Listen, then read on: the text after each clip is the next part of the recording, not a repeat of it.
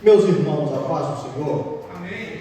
Somos gratos a Deus pela honra e o privilégio de estarmos aqui, como a minha esposa já disse, conhecendo mais um pouquinho do Japão, conhecendo mais um pouquinho do povo que vai morar no céu juntamente comigo, com nós. Amém? Eu agradeço a Deus pela vida, primeiramente, do nosso presidente, que nos aprovou de estarmos aqui, pastor Haroldo Yamamoto. Agradeço também, já deixo um abraço do meu pastor local lá de Nishio, presbítero Henrique, da irmã Sandra. Deixo um abraço aqui para toda a igreja e somos gratos ao Senhor pelo privilégio de estarmos aqui. Agradeço ao pastor que hoje também pelo convite dos demais obreiros. Amém, irmãos? Meus irmãos, antes de entrar na palavra, me chamo Daniel, sou presbítero já há alguns anos, sou lá de Belo Horizonte, Minas Gerais. Algum mineiro aqui não, né? Não tem algum. A gente compartilhar um pão de queijo, não tem, né? Somos gratos a Deus pela vida de cada um. Abra comigo a sua Bíblia, por favor. Evangelho de João, capítulo 2, vamos ler do versículo 1 até o versículo 8. Evangelho de João, capítulo 2, vamos ler do versículo 1 até o versículo 8. Quantos aqui desejam ouvir a palavra de Deus? Amém? Vocês desejam? Amém? Glória a Deus. Diz assim a palavra do Senhor: no terceiro dia houve um casamento em Caná da Galileia. A mãe de Jesus estava ali, e Jesus e seus discípulos também haviam sido convidados para o casamento. Tendo acabado o vinho, a mãe de Jesus lhe disse: não tem mais vinho. Respondeu-lhe Jesus: mulher, que tenho eu contigo? Ainda não chegou a minha hora. Sua mãe disse aos serventes: fazei tudo o que ele vos disser. Estavam ali 6 talhas de pedra que os judeus usavam para as purificações, e cada uma levava 2 ou 3 metretas. Disse-lhe Jesus: enchei de água essas talhas. E encheram-nas até em cima. Então lhes disse: tirai agora e levai ao mestre-sala. Eles o fizeram. Só até aqui. Meus irmãos, uma palavra muito conhecida. Pode se assentar, por gentileza. Não vou ser extenso. Uma palavra muito conhecida. A palavra de Evangelho de João, capítulo 2, é uma palavra para aqueles amantes da palavra do Senhor, que estudam e leem a palavra diariamente. É uma palavra muito conhecida. Quantas mensagens muitos de nós aqui já ouviu sobre esse texto? O casamento em Caná da Galileia. Jesus, nesse contexto aqui, ele estava no início do seu ministério. Jesus aqui, ele ainda não era conhecido. Jesus aqui, ele ainda não tinha feito nenhum milagre. Ele estava no início do seu ministério. Ele já tinha escolhido os 12 apóstolos que iam andar com ele, e ele ia começar o seu ministério. Tanto é que Jesus, nesse contexto, ainda não era famoso pelos seus milagres, que o texto vai dizer que neste casamento a mãe de Jesus estava lá. Fala da mãe antes do filho. Aí a gente já pergunta: mas Jesus é o nosso Cristo?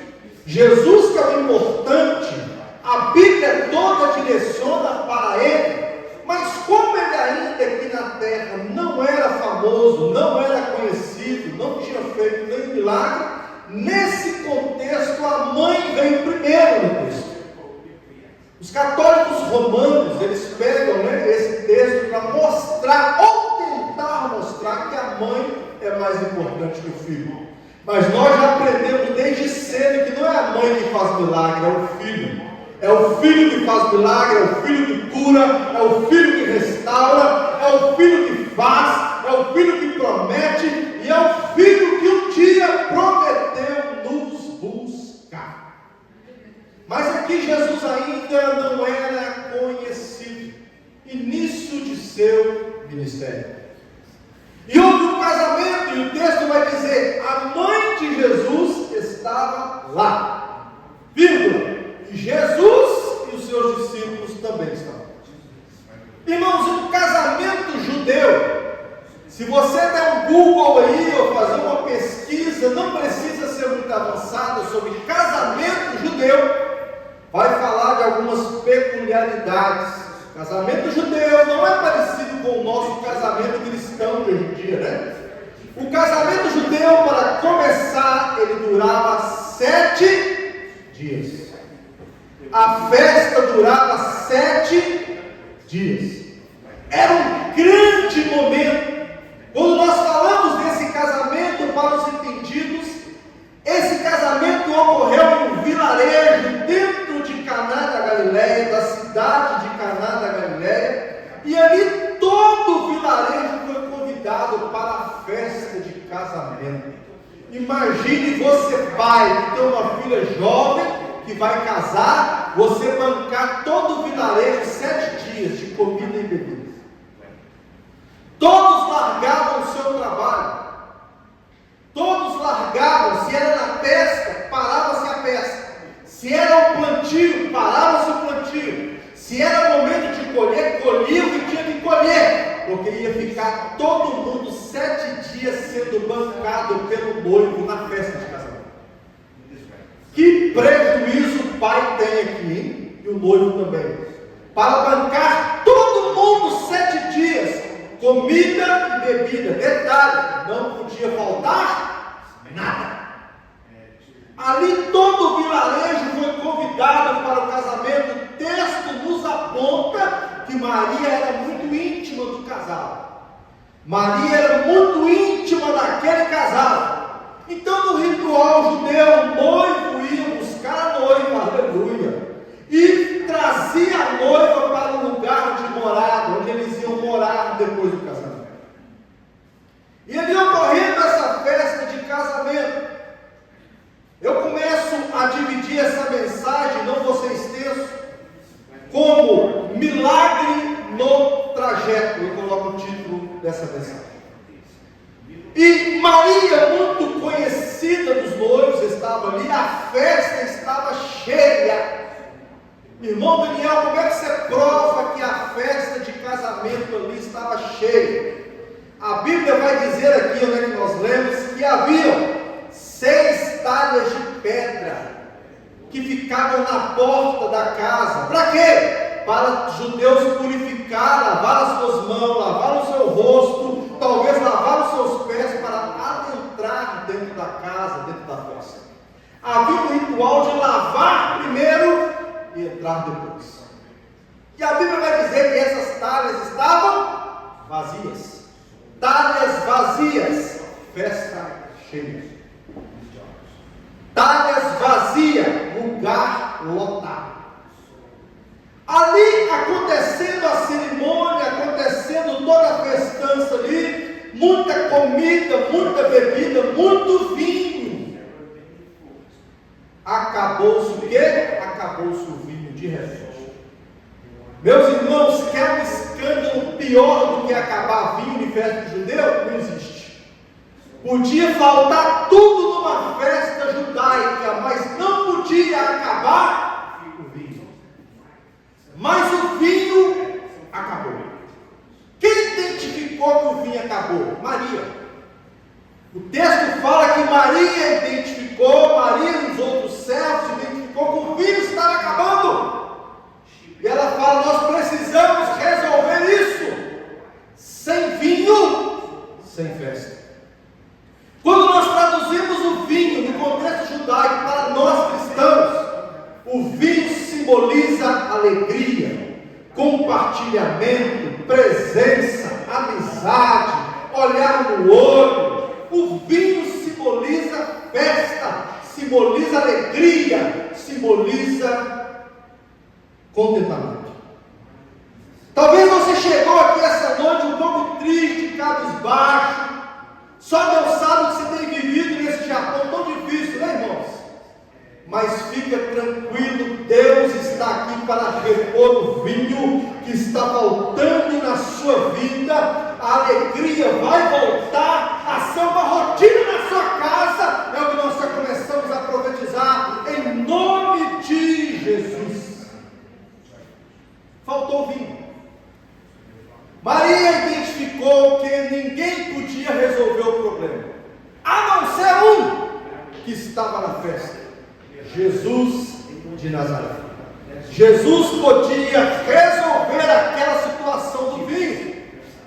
E Maria chega para o seu filho, né? Jesus, e fala: meu filho, está faltando vinho, a festa vai parar.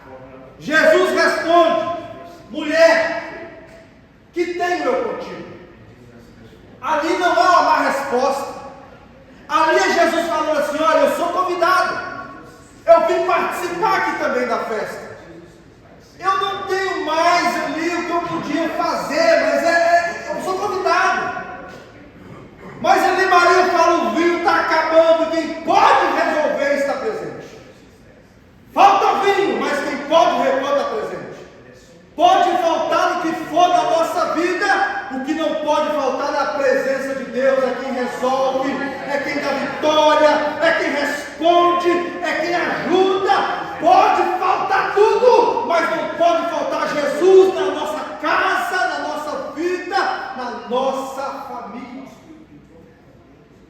Faltava o vinho, mas quem pode resolver está falando. E Maria chega para os servos, né?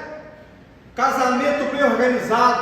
A Bíblia vai dizer que tinha mestre Sala, que é o cerimonialista que nós conhecemos hoje, né? O casamento tinha servos, tinha garçons, era um casamento organizado.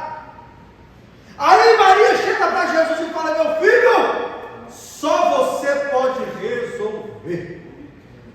A gente até vai nas nossas forças, né, irmãos?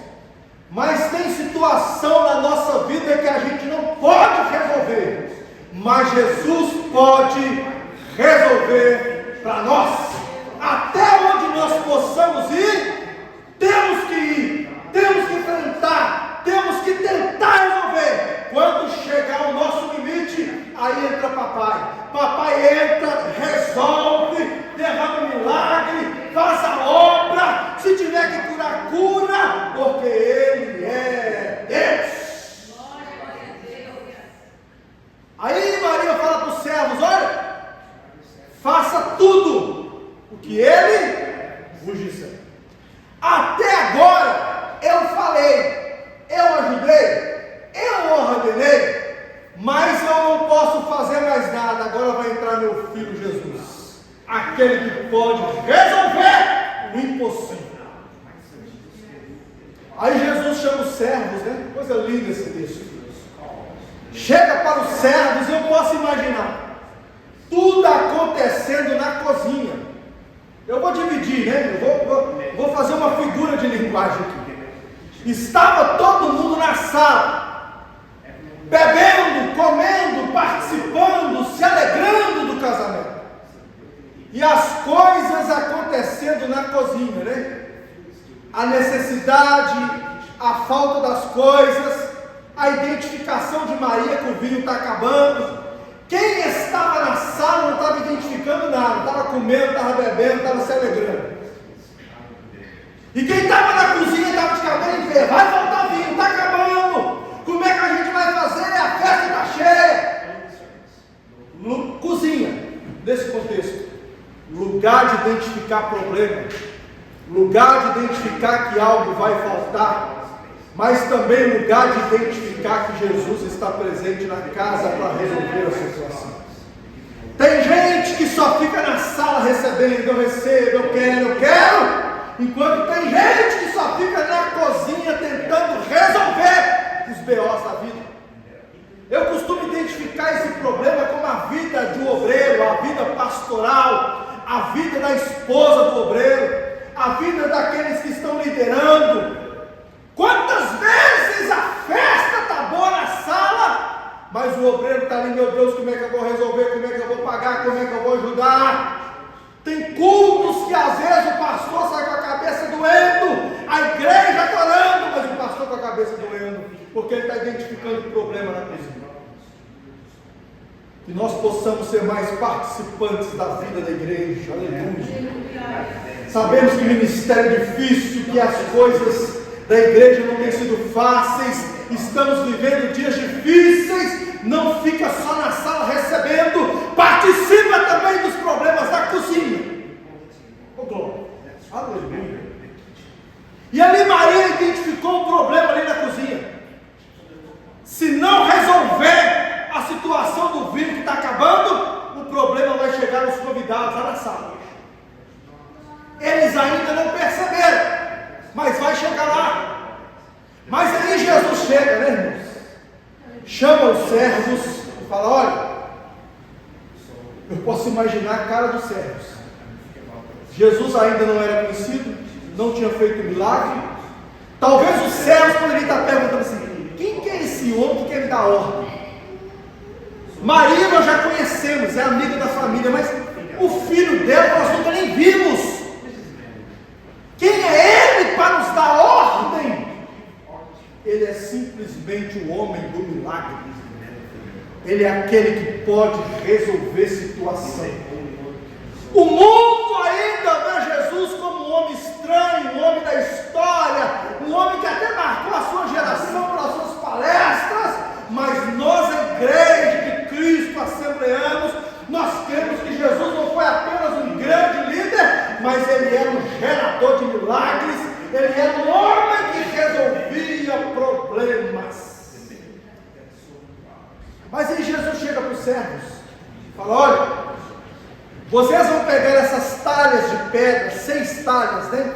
A Bíblia vai falar que as medidas das talhas eram em metretas. Nós vamos trazer para o nosso contexto de litros, né? Para ficar mais fácil. 6 talhas de pedra que serviam para a purificação, para as pessoas adentrar a casa. Estavam vazias porque a festa estava cheia. As talhas de pedra, cada uma cabia de 80 a 120 litros de água. E haviam ali 6 talhas de pedra. Cada uma cabia de 80 a 120 de água. Mesmo elas vazias, elas pesavam muito. Por quê? Eram feitas de pedra. O objeto era pesado. Jesus chega para os servos do casamento e fala assim: ó, enche as talhas de água. Encher? Enchi. Agora vocês pegam essas talhas de água e levam até o mestre-sala, que está lá na sala com os convidados. Talvez se fosse eu, um dos servos, eu ia olhar e falar assim: olha, quem é você para me dar ordem? O negócio já é de pé, já é pesado, cabe de 80 a 120 litros de água, e você quer que eu ponha nos meus ombros, ou no meu carrinho, seja o que for, e levo até a sala para passar vergonha? Porque na sala o povo quer vinho, e eu vou levar água para o povo não quer água, o povo quer vinho. Mas a Bíblia nos diz que os servos pegou as talhas, encheram de água, não reclamou e levou até a sala. Servo que é servo não reclama. Servo que é servo, ainda que pareça estranha a ordem, ele cumpre. Servo que é servo está para servir. Estamos vivendo gerações, seja no Brasil, imagino eu que no Japão também, de servos que só sabem reclamar, só sabem murmurar, só quer fazer aquilo que lhe apraz, só quer fazer as coisas para aparecer. Posso pregar? Posso? Só quer fazer aquilo que quer. Tem servos hoje em dia que só quer aparecer, só quer fazer algo que vai o beneficiar ele. antigamente, mas eu creio que aqui ainda existe remanescentes, servos fiéis, que cumprem o chamado de Jesus, ainda que pareça difícil, ainda que pareça pesado, mas servos que estão servindo com excelência. Glória a Deus. E esses servos aqui não reclamaram. Tinha tudo para passar vergonha. A festa estava cheia, o povo queria vinho. E Jesus, que ainda não era conhecido, mandando eles levar água. Meu Deus, tinha que ter coragem para ser servo aqui. Para ser servo da casa do Senhor tem que ter coragem, tem que ter ânimo, tem que ter disposição, porque às vezes vai até passar vergonha, mas vai continuar servindo, independente da situação. Por quê? Porque a nossa casa está nos céus, o nosso Redentor vem de lá. A ordem é para servir aqui, mas a coroa da vida vai ser dada lá. Nós servimos aqui, mas vamos receber a recompensa lá na glória. Quer ser o servo? Continua servindo. Continue cantando, continue regendo, continue pregando, continue olhando a porta, continue tocando, continue fazendo a obra do Senhor, porque a obra não é do pastor, a obra não é do presbítero, a obra não é do presidente, a igreja continua sendo de Jesus, Jesus, Jesus, Jesus, Jesus. Ele é o dono da igreja. Mas aí os servos não reclamaram. Foram lá, morrendo de vergonha, né? Festa cheia, vamos levar água para o povo que quer vinho. O povo que quer vinho, eu estou levando água, meu Deus. Mas não reclamaram. Levaram as talhas de pedra, pesadíssimas, sem reclamar. Chegando na sala, os irmãos conhecem o texto. Quando eles colocaram as talhas no chão, que o mestre Sala foi provar e olhou, já tinha transformado em vinho, né? Aí eu faço uma pergunta para a igreja do Senhor nesse sábado à noite. Se quando saiu da cozinha, saiu água, e quando chegou na sala, já tinha sido vinho, já tinha sido transformado, aonde que aconteceu o milagre do casamento? Se saiu da cozinha, chegou na sala, o cerimonialista vinho. Aonde foi o milagre? Quando que aconteceu? Eu respondo: no trajeto. O milagre da água transformada em vinho, pode ler João capítulo 2 todo. Aconteceu no trajeto.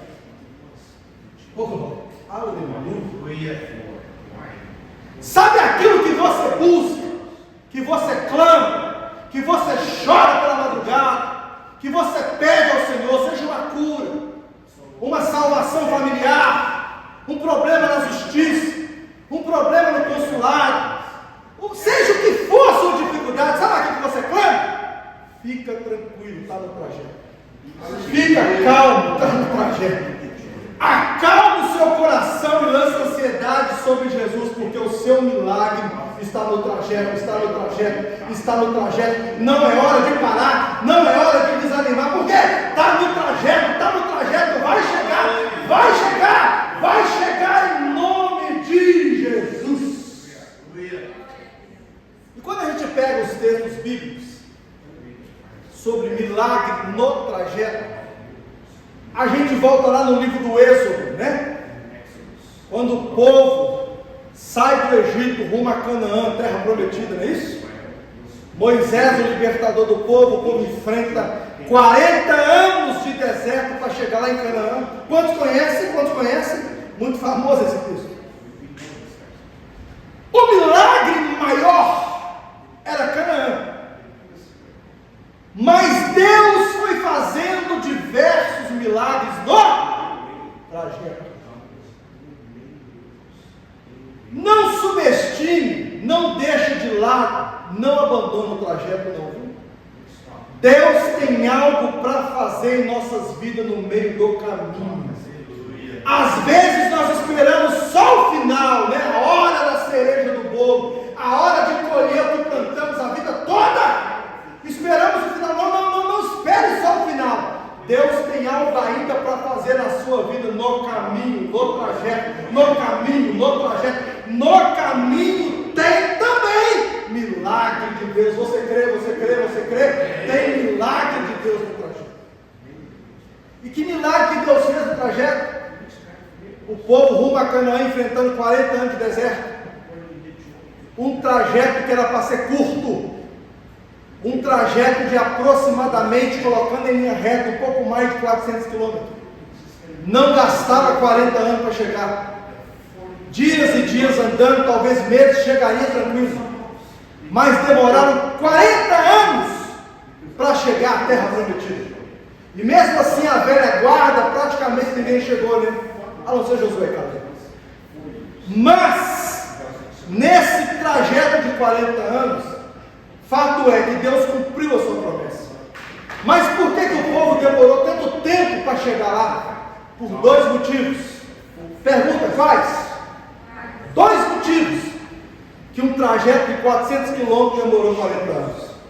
Primeiro, desobediência. Começaram com idolatria, com desobediência. Desobedeciam a Moisés e desobedeciam também a Deus. Povo que reclamava até da cebola, do tempero do Egito. Povo reclamão, povo murmurador, povo pecador, povo idólatra. Mesmo assim, povo escolhido de Deus. Segundo, eles demoraram muito tempo porque Deus quis. Repete comigo, Deus quis. Deus? Quem quis? Quem? Deus? Irmão Daniel, você sai lá de Nixiba com uma coisa dessa. Primeiro, o pecado do povo fez eles demorarem. Segundo, porque Deus quis sim. Se você pegar e ler o livro do Êxodo, desde o início, final de Gênesis, começo do Êxodo, e pega o livro todo, você vai chegar em um momento que assim que o povo sai do Egito, que eles começam a enfrentar as primeiras dificuldades antes do Mar Vermelho, a Bíblia vai dizer que Deus quis que eles ficassem dando volta. Está no texto. Por quê?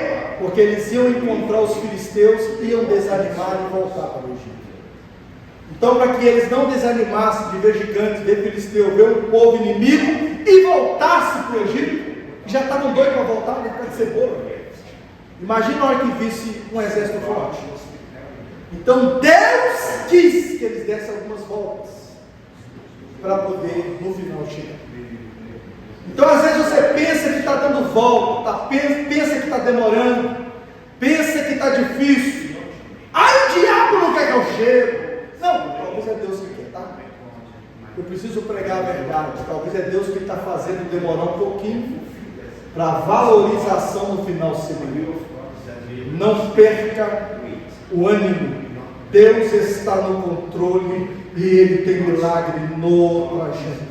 Tem milagre no trajeto. Mas que milagre é esse? Quando o povo sai do Egito para Canaã, o povo estava com fome, irmãos. Nada para comer no deserto. Sol de mais de 40 graus de dia, 50 graus em média.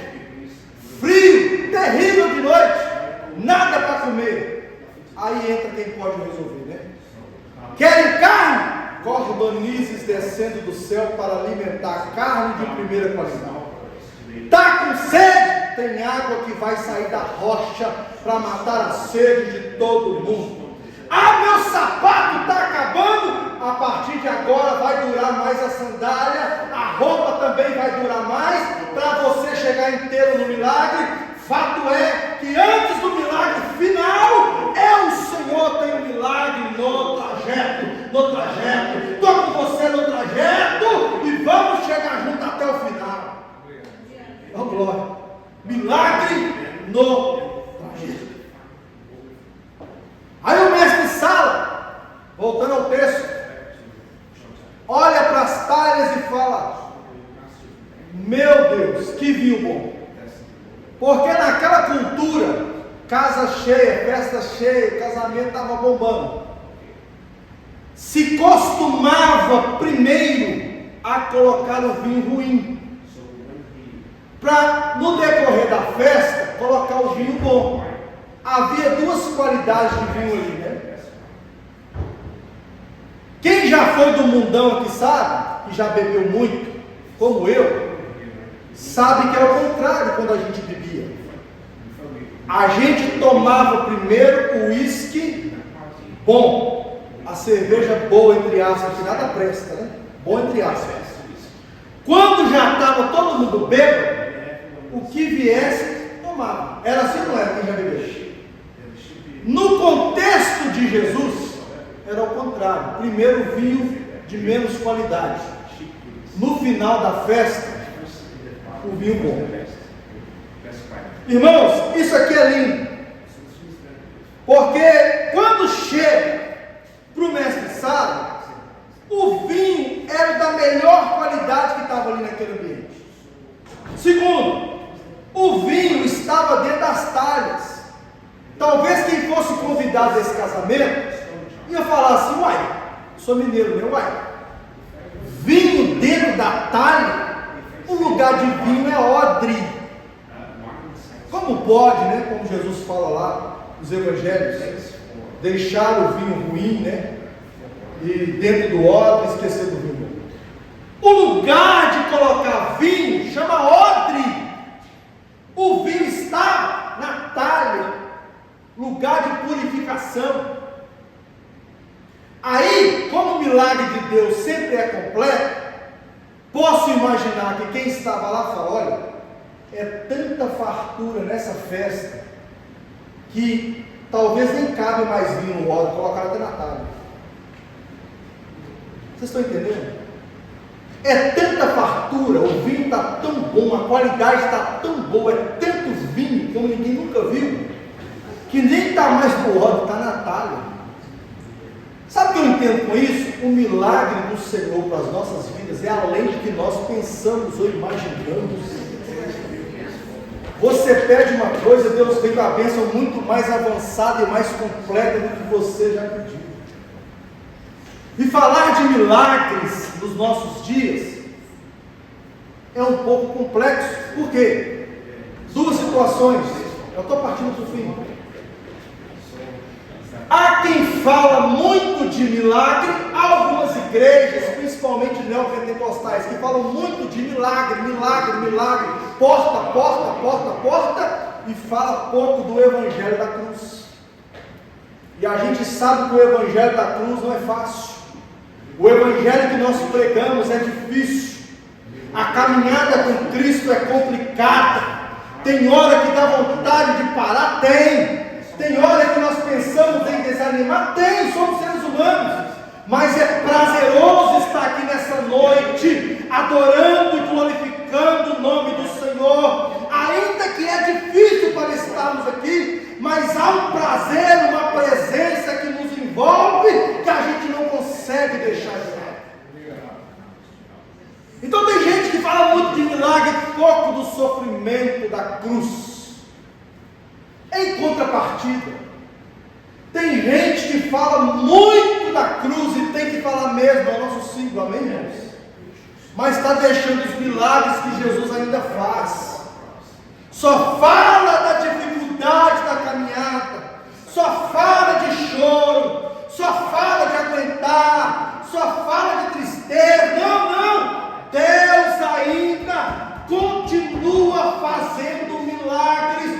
Precisamos continuar pregando sobre milagre. Afinal de contas, Ele é o mesmo ontem, é o mesmo hoje e será o mesmo eternamente.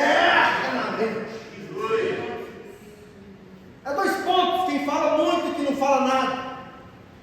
Temos que dosar. Evangelho é luta, é sofrimento, é cruz, é dificuldade, é problema, é dor. Mas dentro dessa dor, tem um que resolve problema e faz milagre no trajeto. Deus está presente. A a Bíblia fala que Ele ainda continua sendo Deus.